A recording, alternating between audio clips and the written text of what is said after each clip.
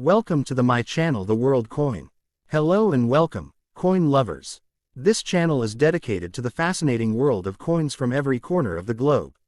From ancient currency to modern mints, rare finds to everyday coins, we explore their history, design, and hidden stories. So subscribe now and join our growing community of coin collectors, history enthusiasts, and curious minds. Here coins top 1 shilling, so let's get started. The British 1 shilling coin of 1950 belongs to the period of King George VI, who reigned from 1936 until his death in 1952. The shilling was one of the most important units of pre-decimal British currency, widely used in commerce, trade, and everyday life. By 1950, Britain was just 5 years out of the Second World War, still under rationing, and experiencing economic recovery. Coinage from this period reflects not only monetary policy but also a cultural identity rooted in centuries of tradition. The 1950 shilling is particularly interesting because it sits in a transitional era, between the silver standard coinage, phased out in 1946, and the later era of Queen Elizabeth II's decimalisation, 1971. Before decimalisation, 1971, the British currency system was based on £1 equals 20 shillings s.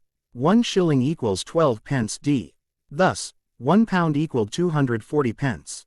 The shilling was a vital mid-value coin, used frequently in daily life, somewhat like the modern 5p or 10p coin in terms of function, but much more significant in terms of purchasing power in 1950.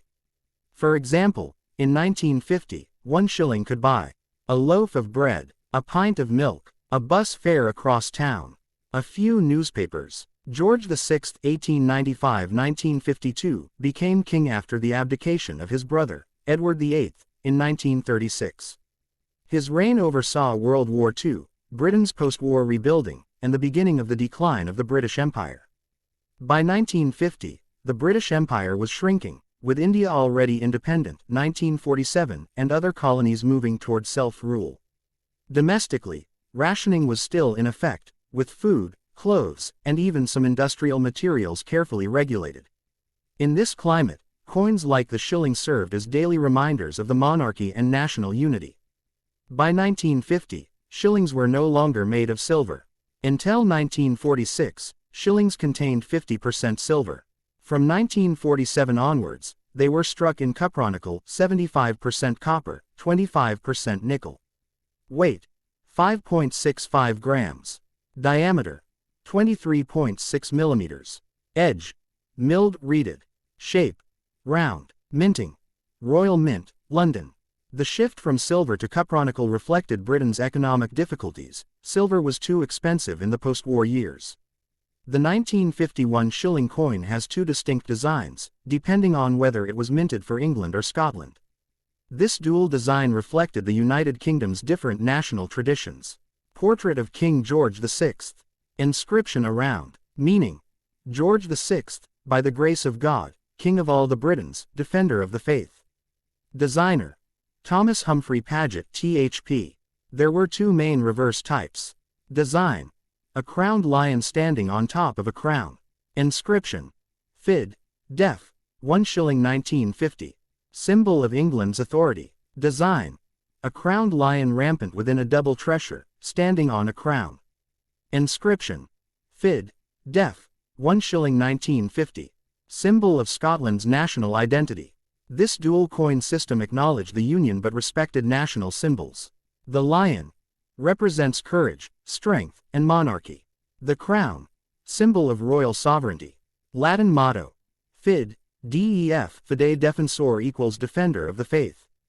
Two variants, a nod to the historic crowns of England and Scotland under one monarchy. Exact numbers help collectors determine rarity. 1950 English shilling, approximately 17.5 million minted.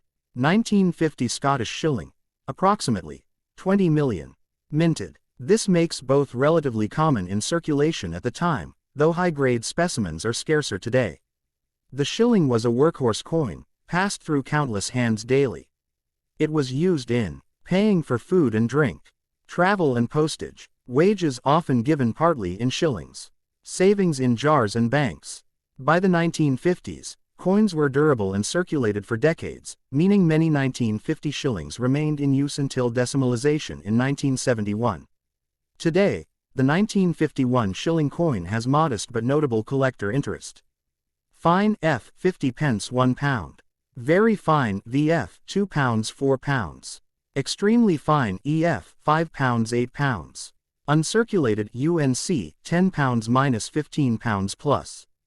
Proofs. Rare, and more valuable. The Scottish and English variants are often collected as a pair. The 1950 shilling tells us much about Britons. Post-war austerity. Cheaper metals replacing silver. Monarchy. Loyalty to King George VI before Elizabeth II's long reign. National identity. Balancing English and Scottish pride in coinage. Economic life. Importance of coins in a world before credit cards and digital payments. While decimalisation wouldn't arrive until 1971, the seeds were already planted by the 1950s. The shilling became directly equivalent to 5 new pence in the decimal system, and many old shillings remained legal tender for decades after the changeover. The 1951 shilling is a representative coin of post-war Britain. It symbolizes the monarchy of George VI, the resilience of the British people, and the slow modernization of the currency system. For collectors, it is a relatively affordable entry point into British numismatics. The 1951 shilling coin is far more than a small piece of cupronickel.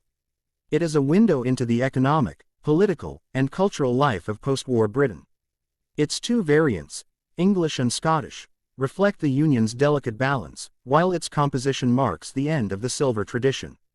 Though common in its time, it holds enduring value for historians and collectors alike. So please don't forget to like, share, and subscribe. A new coin story awaits you every next day.